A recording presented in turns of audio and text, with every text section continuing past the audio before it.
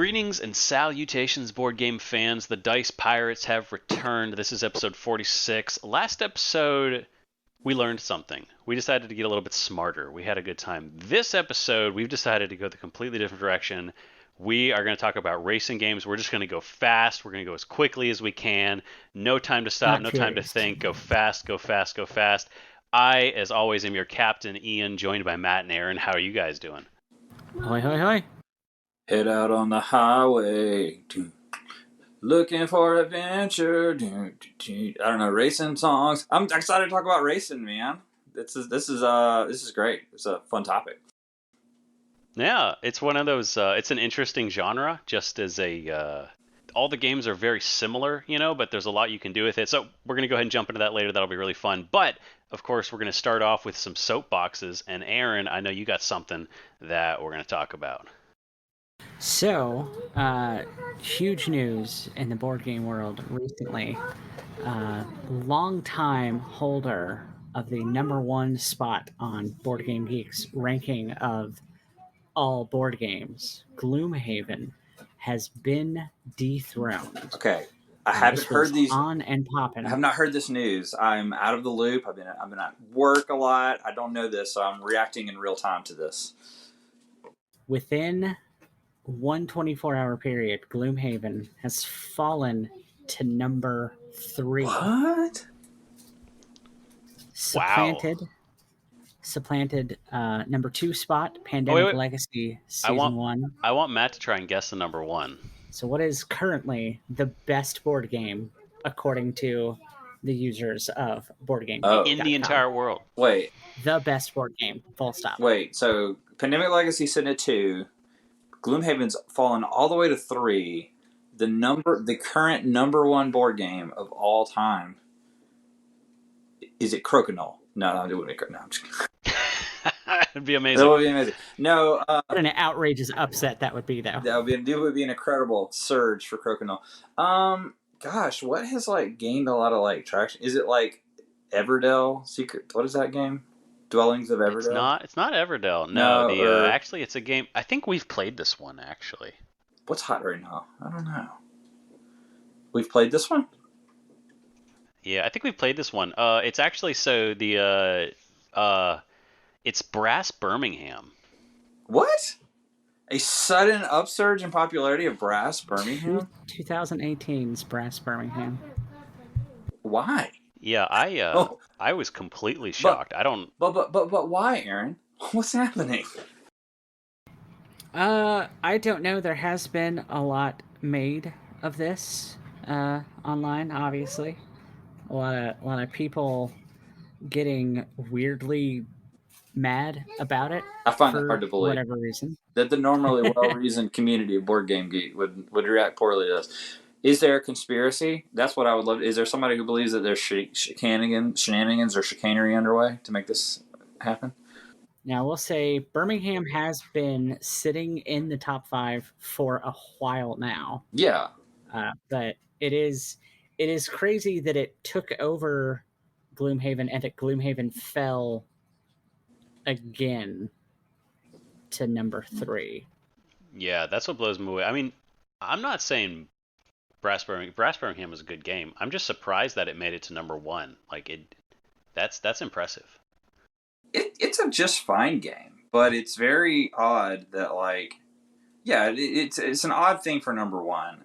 It's not odd when you look at the history of board gaming.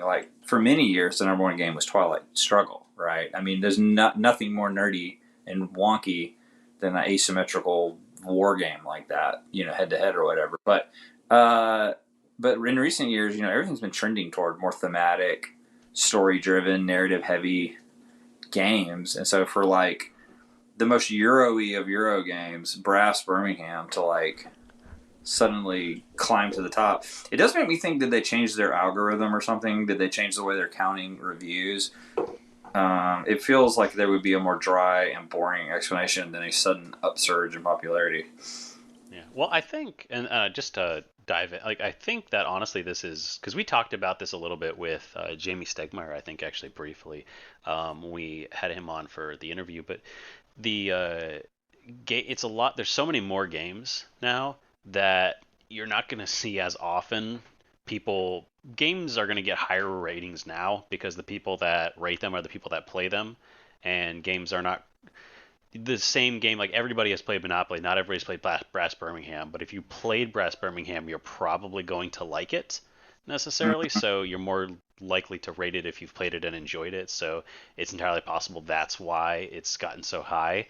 I honestly think one of the reasons that maybe it fell to 3, because I saw it when it fell to 2. The fact that it fell to 3 was actually quite a surprise for me, and having spent probably too much time, you know, skulking around the sewer of rating reviews that is, 1 and 2 star reviews. I wouldn't be surprised if this is just a continuation of like the campaign by people to like rate it low because they really dislike the direction that they've gone with the game and Frosthaven and stuff like that. And then once it fell to 2, they were like, "Let's go!" and jumped in and made it 3. That's my conspiracy theory. I could actually get on board with that. I'm looking at it right now. I was gonna ask, like, are we looking at like a Gloomhaven backlash? Is it just been too popular for too long? Has it been too ubiquitous? It doesn't feel like Frosthaven is like resonating with people. Maybe it's just maybe it's not really out yet, right? I mean, some people seem to have it when I look on Instagram. People already have Gloomhaven. Like, you can't be as big as Gloomhaven if Gloomhaven is the biggest thing ever. Yeah. I just say.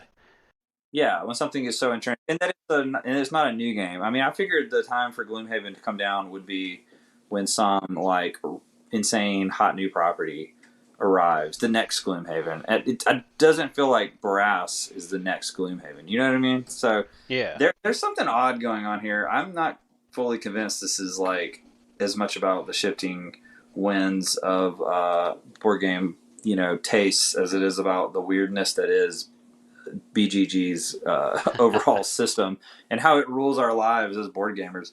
The board game, the all-time list is such a weird, ephemeral thing, So I don't know. It's interesting. Yeah. No, we'll have to see if it falls further. That would be interesting. Definitely looking forward to seeing more about that. We're actually going to go ahead and jump right into our game. Nice easy soapboxes, and we're going to play some bitter board gamers. Of course, I'm going to read a couple 1-star reviews. You guys are going to guess what it is. Are you guys ready to play? Let's do this. Let's do it. All right, let's go ahead and jump into the first review. We played a print and play version with 6 people. You randomly will just lose for no reason because of a random card draw. Then your whole game is basically just spent trying to get other people to lose as well. Playing just to make someone lose is not fun. There are many better party games, so I will pass on this. It needed way more playtesting. Playing to make someone lose. I gotta say that I know of at least one person that would disagree strongly with the phrase "playing to make someone lose is not fun." I think that person would argue it's sometimes more fun. It's the only reason you play, right? To hear the to crush your enemies and see them driven before you, and hear the lamentations of the women. So I don't know what is this? What is this? Yeah, I for a minute there I thought it was Oregon Trail again, but there's no mechanism for you to like make other people lose after you've been like eliminated in Oregon Trail. You just did. Yeah. I got nothing. I think a party game where you play to make other people. Okay, all right. Let's go ahead and let's do a second review here. Let's do a second review. You guys can get this. I played the print and play of this game, and after a few plays, we found it to be extremely broken. We carefully followed all the rules. I read them 3 times carefully, and they're quite simple. We tried it with a group of 5, and it's basically unplayable. In our 3 plays of it, everybody lost every single game. See, in this game, everyone can lose and generally will. Now, that's not fun. So you can and will lose the game very early on, and then you basically try to ruin everyone else's time. Can you imagine buying a game that is just a few dice, cards, and a small board for $40 and getting an evening where everyone loses several games in a row? It's got some fun negotiation, lying if you have a very talkative crowd, like we do, but then at the end you basically have to convince others to ruin their game with you. So in the end you feel like you are tricking people into losing just so you aren't alone in losing. It's an awfully lame game mechanic. Glad I learned this was just another broken Kickstarter game before backing. Ooh, a lot of clues in there. A A broken lot of clues finger. in there.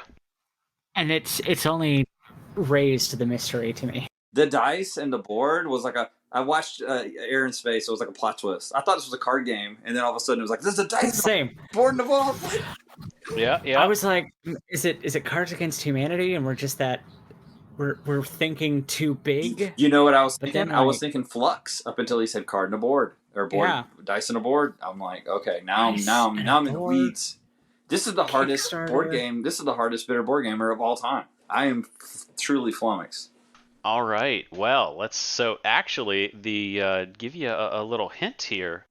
We actually talked about this game right before we started recording. So what? You asking me to recall things that happened upwards of 5 Right? minutes ago? I'm trying. I wasn't actually listening when we were talking. I was just politely waiting for my turn to speak. It was wait, I know what it is. Wait, is it Tiny Epic Dungeons? No, it is not Tiny Epic Dungeons. This is in fact Bristol 1350. Oh. Ah. Yeah, it's pretty broken, but it's not broken in a bad way. It's broken in a fun Yeah. way, right? It's like a chaos. very specific kind of game. People really do not like the fact that when you lose, your entire game revolves around making everybody else lose, and keeping them from getting to the finish line, winning. It's I mean, obviously it's not that cut and dry. I think we're going to talk about this game later, but a lot of people don't like this one. I think you have to like reframe your idea of losing, right? You know, because it's like if you in the game, if you get the plague, you're trying to get everyone else. At that point, you're just like, I want everyone else to have it, basically, right? Yeah, that makes sense to me. I think, like I said, I think we're going to get into this one a little more because I got some thoughts on this one for sure. All right, we're going to go ahead and move on to our second game. Here is your first review. Don't like people moving me or me having to move other people. I like games where we have boundaries. In hindsight, it turns out I just generally don't like racing games.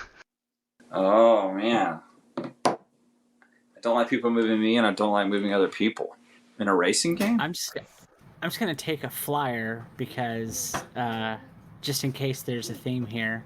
Is this in fact my game, Dodos Riding Dinos? It is not Dodos Riding Dinos, but you're very close. Missed it by that much. All right. Let me see. Let me go ahead and let me give you a second review here. This one you should Racing game this where one, you I think. move other people. After another play, I can see some issues with it. It is way too long with a tendency for players to overthink it. You are incentivized to bet on your own car, and there are other better gamble games out there. Oh, this is we were just talking about it. We were just talking about this, but you clearly weren't paying attention. What is Downforce? No, It's Downforce. it is Downforce. That's it. Oh. It is Downforce. I had Rallyman stuck in my head. I know. You had I was Rallyman in trying your to head. say You couldn't that get one past doesn't it. take Rallyman out of my brain, which is a great game. I actually never played Downforce. I only kind of know what it is, just in broad strokes. Yeah, no, it's a. I think I want to briefly talk about. I think I want to briefly talk about that one when we're going through the racing games later because it's an interesting. It's a fascinating like subgenre of the racing genre is the betting on people and the betting on various cars and stuff like that. It's interesting. It's very interesting. So that is Bitter Board Gamers. Couple racing games, definitely a little bit of theme of there. And so of course, we're going to go ahead and take a quick break. We'll be right back with our main discussion in just a second. Alrighty, and welcome back to the Dice Pirates, where we're going to go ahead and jump into our main topic this week, which is vroom vroom racing games. That's right, we're talking about burning rubber, making laps, Tokyo drifting, and also a little bit of the plague. We're talking about three very different racing game experiences. We're going to be talking about Bristol 1350, Dodos versus Dinos, and rounding it out, we're going to get into Rallyman GT. So, Ian, where do you want to start? Yeah, so I think we should start with Bristol 1350, arguably the least racing game of the bunch, but I think it still kind of counts here. Obviously, we just talked about this. We just had a couple of reviews, so I sort of want to break down just kind of how the game works in broad strokes. Bristol 1350 is part of like those group of games that have been put out by that developer they're very much like large party games. You can play these games with generally up to 9 people, and they're Mm-hmm. very good in a big group. The way that this one works is you're trying to get out of the city of Bristol after the Black Plague has fallen on the city, and everybody starts in 3 different carts, and you're trying to get out of the city. Each round, you're going to roll some dice, and the dice are going to determine which cart moves forward. There's like a path with spaces, very similar to how most racing games work. Each cart is going to move forward 1 space, and you can move them left and right, and forward on the track. And you're trying to get in the cart that's furthest forward. So every turn, you get to move around a cart. You can elbow your way to the front. You can run up to the next cart, throw somebody out, throw them in the cart behind. So you're just trying to. You're not controlling the cars themselves. You are sort of indirectly with the dice, but you also may not be in the cart that's being controlled, but you can get in there later if you're smart about it. Now, where the game kind of brings its social element into play is that you also have various cards which have numbers on them, and if the numbers that you have ever get above a certain amount, then you contract the plague, and all of a sudden you are sick. And what a lot of the reviews are talking about is that at this point you have now lost the game. You can no longer win.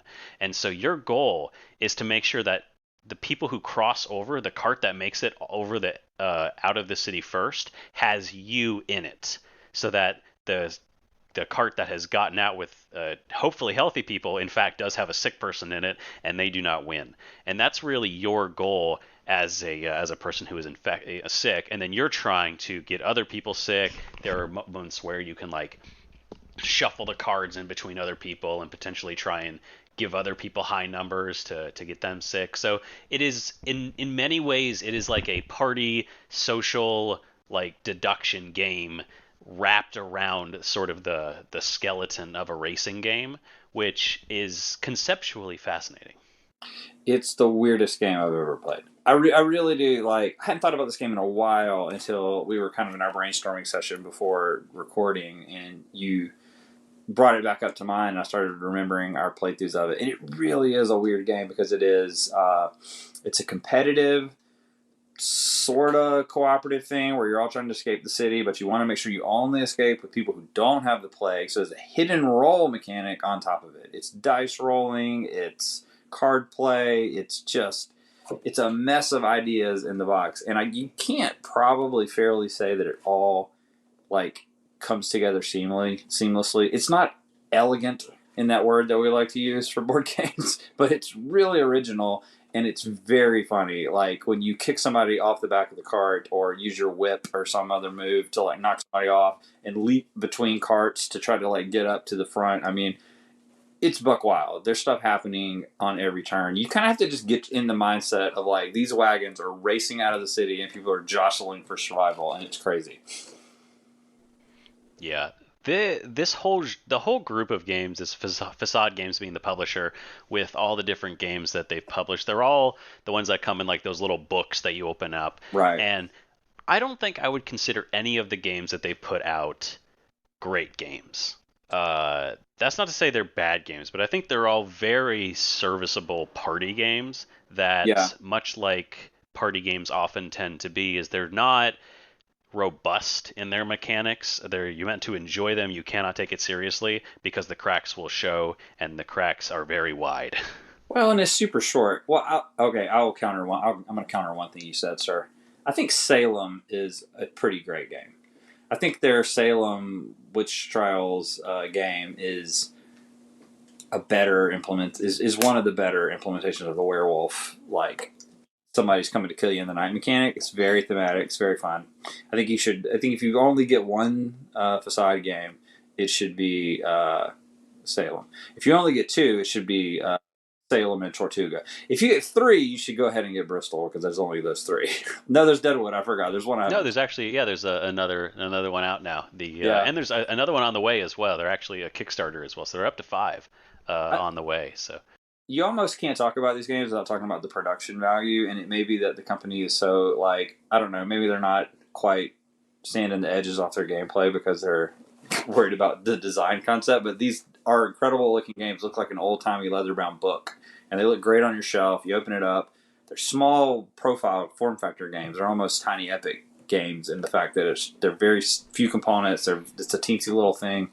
I think these are great. They're really fun. But Bristol, is it a racing game? I think it definitely is, though. It has that same feel of jostling to be first, but it's a racing game where there's a hidden role factor because you don't know who has the plague. I mean, again, to win Bristol, you not only have to like escape the city first, but you have to escape the city with nobody in your cart with the plague, and you don't have the plague. So I think probably the sticking point that most people get hung up on the game and don't like it is if you do have the plague, you're just in kind of a spoiler mode at that point, where you're just trying to stop everybody else. Is that fun?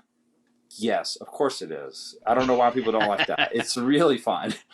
It's like, if I can't win, nobody's gonna win. You know, it's just chaotic. It's a truly like chaotic thing.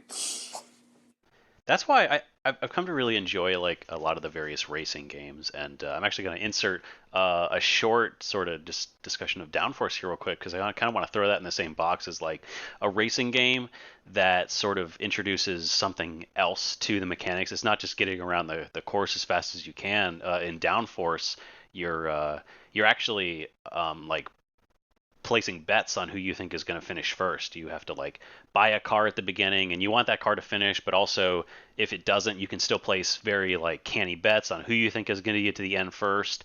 And it's a game that I think I'd like to talk for more in depth about that one at some other point because there's a lot of thoughts I have on that one. But it's one of the same things where it's like it's a racing game, but you also bring in the whole aspect of like, oh, okay, but it's not just about racing because you're not really controlling one car. You're controlling all the cars. You just want the car you bet on to get far ahead. What if somebody else bet on that car too? It is like a lot of racing games seem to like to incorporate sort of that social aspect into it as well. Or what happens if you're not just controlling your car, you're also working against the other people with controlling one. I think that's really interesting. It's something that I do think makes Bristol work. Like you said, you have to take it. You can't take it seriously, but I do think it when it works for it, it does.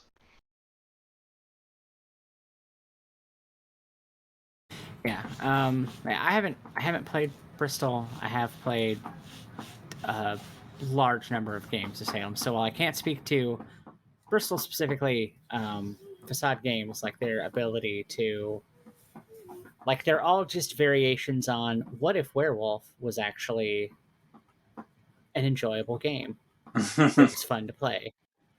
And they do it really well. It's the only werewolf game that I will play. So it's been on my list for a while. I just haven't gotten around to picking it up. But just hearing you guys talk excitedly about it, I am more like, okay, so I guess I need to move that up the buy list then. Yeah, it's really polarizing. If you look at it on the Board Game Geek rankings, as we just talked about, it's got a 6.9, which is a real like inflection point in Board Game Geek rankings. Like eight is good. Eight games are generally great. 7 games are probably pretty good. 6 is like, okay, this game's got some funkiness. This game's this is some funky cheese. Not everybody's gonna like it. So I like a good 6 game though because I feel like a 6 game is doing something a little weird. You know, it's a little bit not going to be as much of a crowd pleaser, but it's probably going to be pretty interesting. And I would say that's a fair assessment of Bristol. So to move on to something very different and far away from the depressing Black Plague, Aaron, I know you played Dodos Riding Dinos. Yes, it is Dodos Riding Dinos. Just as goofy as the name suggests. It is a racing game. The game comes with like 4 or 8 tracks just in the base box. I've played it a couple times, but the person who owns it has he got the Doodah Kickstarter edition, so I don't know exactly what's retail versus special. But it is just, you've got a bunch of dinosaurs that are all being ridden by dodos racing around a track, and it is the closest and I don't want to say most accurate, but best feeling abstraction of Mario Kart as a board game that I've ever played. I think it's the best one. Uh, so the game's pretty straightforward. On your turn, everyone has a hand of cards. Your cards are also your hit points. So if you take damage, you have to discard cards. On your turn, you'll pick a card from your hand, play it face down in front of you. Everyone reveals at the same time. And there's 3 types of cards, but there's 2 main types of cards. There are friendly and aggressive cards. If you play a friendly card, it usually you don't move as far. The effect is not as strong if it even has one. You get to move forward a little bit, and maybe you get to draw extra cards or something small like that. The aggressive cards will move you a lot further, or will allow you to engage in these dexterity mini games, just sprinkled so delightfully throughout the game. Some of them will be there's an egg that you have to put your wrist on the table and then flick it at the board without moving your arm. There's a log that you have to roll from your hand with your hand resting on top of your mini to try and hit the other racers. So there's and I think there's a meteor that you have to drop from at least 3 feet above the table down onto the board. I love that. Oh, that sounds amazing. There's several more items. I can't remember all of them and how they function, but they're all fun little things like that where it just takes a second. It's not a huge stop the game for 10 minutes. It's nothing. It's not a thing where somebody has to spend 5 minutes lining up their little flick shot every time. I suppose you could, but don't play with those people. They take the games entirely too seriously. But if more than half of the people play an aggressive card, their abilities all fizzle. So there's a little bit of that playing the other players, where you have to figure out what everyone else is going to try and do this turn, and if you should play aggressively or not, because you don't want to use your one good card and then everyone played aggressive and you don't get to do the cool thing. Right. But maybe you do want to play an aggressive card because you're pretty sure other people are going to, and you don't want them to get their abilities, or you just play the friendly card and scoot on ahead. It's so good. It is fast. The game plays in like 30 minutes for a single race. Nice. And that's with 6 people around the table. So like you can't beat that. That's perfect. That's enough for like let's play it again, which is a great field racing game. We very rarely, anytime it's come to the table, we've rarely just played once. Because awesome. It's so fun and it's so fast. It's the sort of thing that if the game lasted an hour, we wouldn't play it as much. We'll spend an hour playing it over multiple races. But because it is so fast moving, and the tracks themselves are fairly short, it's usually just once around. First across is the winner, and then there's some stuff to figure out later placing. But it's wonderfully produced, which is always a nice thing. You actually have an option of using either the minis or the wooden player pieces. So and the wooden player pieces look absolutely delightful. They are so cute beautiful. And adorable. Oh my gosh! But it's really fun. It feels like it feels like a race. You're constantly jockeying for position. There's stuff that happens if you have to end up in the same space as somebody else, and it really abstracts, like I said, that Mario Kart feel. Yeah, that sounds awesome. Picking up the mushroom. There's dice that you can roll that will sometimes let you zoom ahead. There is a banana peel. I don't remember how it works in the game, but like you've got these Mario Kart-esque little twists on what otherwise would be just a very boring and bland racing game that really elevate the experience and just make it a joy to play. And the fact that the focus isn't the dexterity game. So if you don't like dexterity games, you don't even need to engage with that. Yeah. But this isn't a game where you're super punished if you don't like that or you're bad at it. Because you do your little thing, you toss it at the board, you completely miss. Yeah. Everyone laughs. You're like, wow, that was a waste of turn. But you still got to move closer to the end. So so you're not left totally. It doesn't, yeah, you don't have a right, flat turn.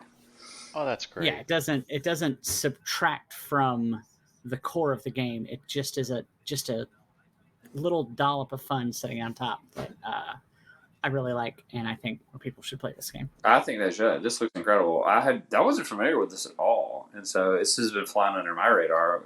This is probably flying under the radar of a lot of folks.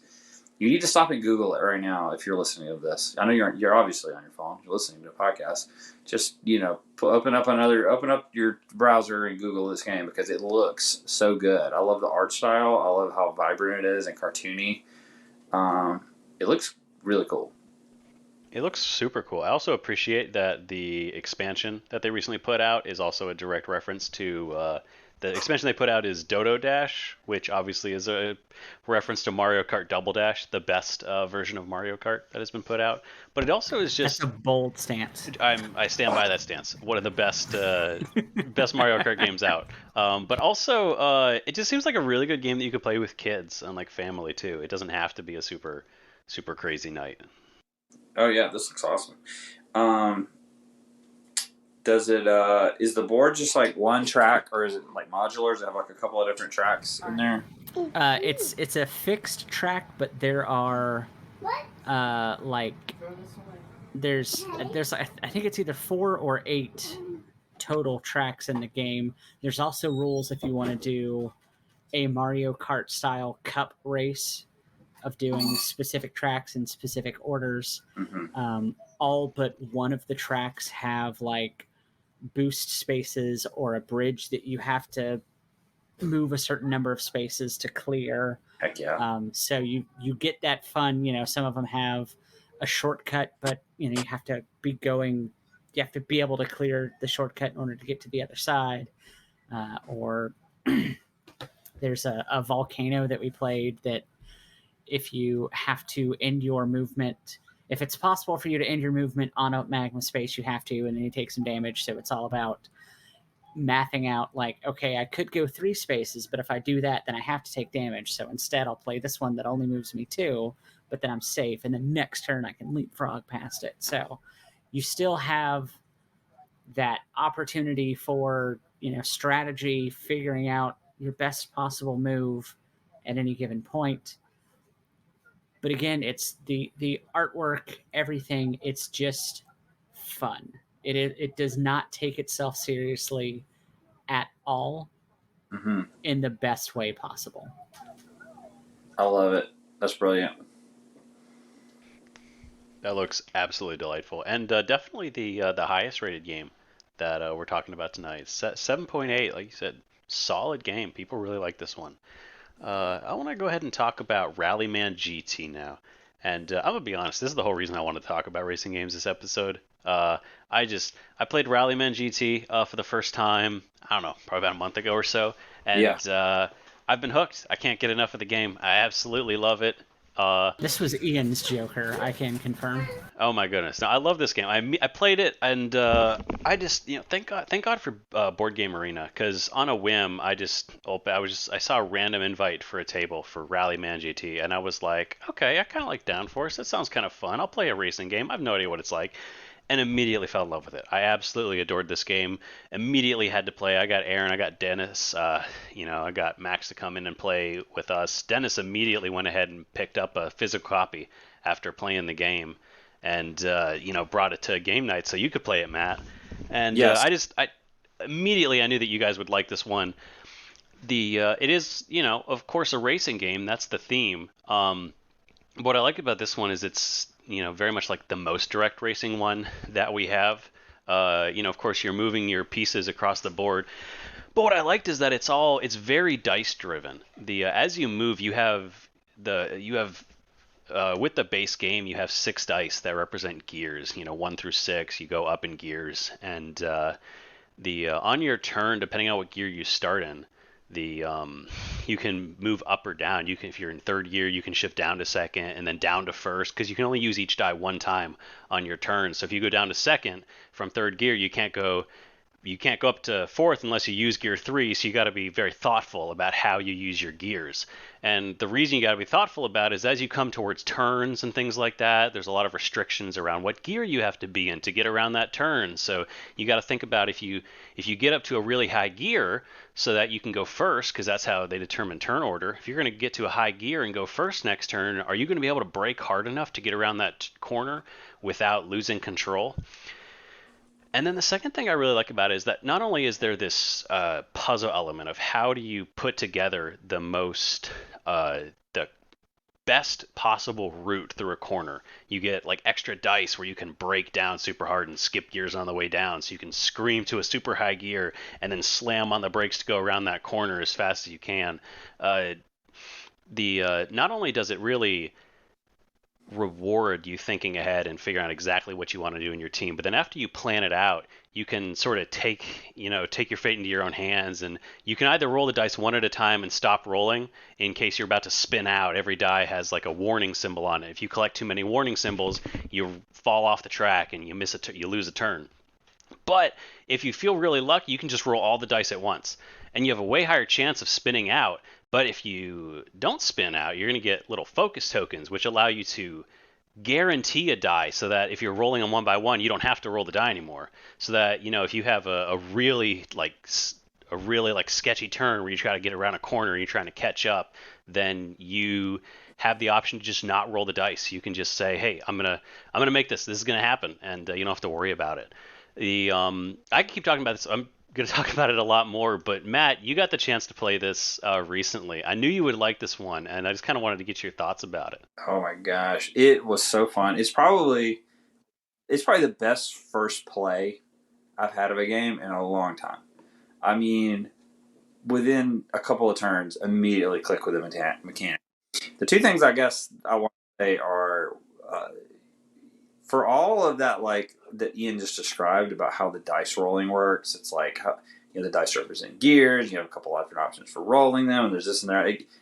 It may sound like sort of complicated, but the weird thing is that this game feels like driving a car.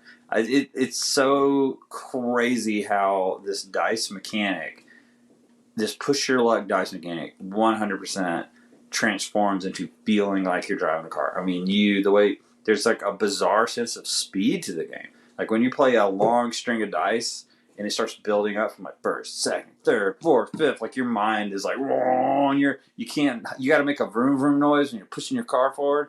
And there's this tremendous like risk reward mechanic of baked into everything in the game. And that's what makes it have this incredible sense of tension, right? Because the first kind of risk reward thing you have to do every turn is you plot out your route with your dice. Like, okay, this is how many dice I want to try and move forward through this many gears, and then you got to decide: do I want to roll them one at a time and be safe, also AKA be really lame, or do you want to pick them all up and roll them all at once, which is both bold and awesome? So you should always do that every time because it's cool, and you should not do it every time. But still, the feeling of being able to picking all the dice up and it actually like working. Because basically what happens is that if you can just instantly spin out because you've risked it all. But if it works and you pull off the run that you plotted out and you get all these cool focus tokens, you are in a really powerful position to pull off a crazy move in the next turn. But then there's the whole risk reward too of like, okay, I could really jam out on this straightaway right now. Like I've got a good lead. I could get all the way up to 6th gear, but then can I break from 6th to 3rd? Or 4th, or to 6th to 1st and get around this turn? The answer is you cannot. But should you try it? Of course. Yes. Why would you not try it? Do it. Go for it. This game's incredible. It's total chaos, but like organized chaos, like all wrapped up in this sense of like, when do I risk it and when do I play it safe? It's so great. Yeah, no, this of all of the racing games I have played, this absolutely feels the most like racing. Like It is Yeah. simple. It is simply about moving your car quick, that exercising control around turns. You have to make sure you don't come into this turn too fast because otherwise you're going to spin out. And the way the speed works is you have your 5, 1 through 5 gear dice. At the start of your turn, whatever gear you ended your last turn in, that's the where you have to start your turn, and you can only add dice in front of you as long as they're in numerical order, starting with or going one or up from the die that you ended your last turn in. So if you know you're coming up on a turn, like I know you guys have already gone over this, but it is so like that you have to be thinking 2, 3, 4 turns ahead as you're coming up to, knowing, well, there's a switchback here, and then a wide open straight right after it, and then a couple, softer turns. So what gear do I want to end up in here? Because 2 turns from now, I have to be in first gear. Yeah. So I can speed up a lot here and then hope that my brakes allow me to slow down carefully enough. And well, first gear is dangerous, right? Because we didn't talk about this, but there's the mechanic, one of the craziest mechanics in the game that makes so much logical sense is like you can't pass anybody that's in a higher gear ahead of you, right? So if you go down to first, thinking like I'm gonna go for like a to get around a tight curve, or you think like I'm gonna start in first so I can really like use all 6 dice and make like an incredible run down this straightaway. You can actually get yourself hosed in a position where the other players get ahead of you, and if you can't advance past them because they're you don't have the dice to advance, like you can't pass them or whatever. So it can get like really complicated. Like I got stuck in a corner because I couldn't speed up around